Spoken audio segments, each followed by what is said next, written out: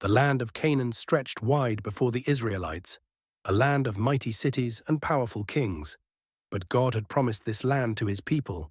At the front of the Israelite army stood Joshua, a strong and fearless leader. His eyes scanned the battlefield ahead. In the distance, 5 enemy kings gathered their massive armies. Their warriors covered the hills like a great sea of shields and spears.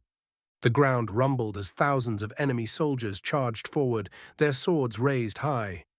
The Israelites braced themselves, 5 armies against 1. It seemed impossible, but Joshua knew something the enemy did not. God fights for his people.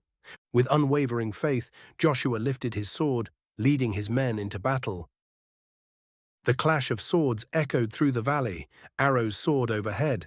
Joshua's men fought with all their strength, and the enemy began to retreat. Warriors fled toward the mountains, hoping to escape. But then, Joshua saw a problem. The sun was sinking lower in the sky, and darkness was coming. If night fell, the enemy would vanish into the hills, and the battle would be unfinished. Joshua took a deep breath, his heart steady. He looked up at the heavens, gripping his sword tightly.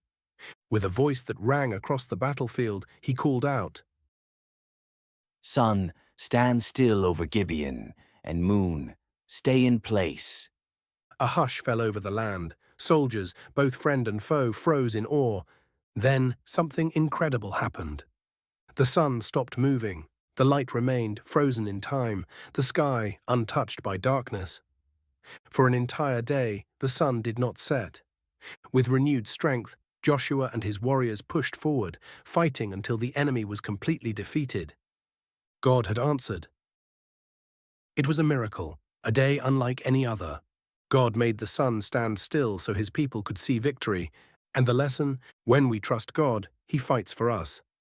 No matter how big the challenge, no matter how impossible things may seem, God is always in control. If you loved this story, don't forget to like, subscribe, and share for more amazing Bible adventures.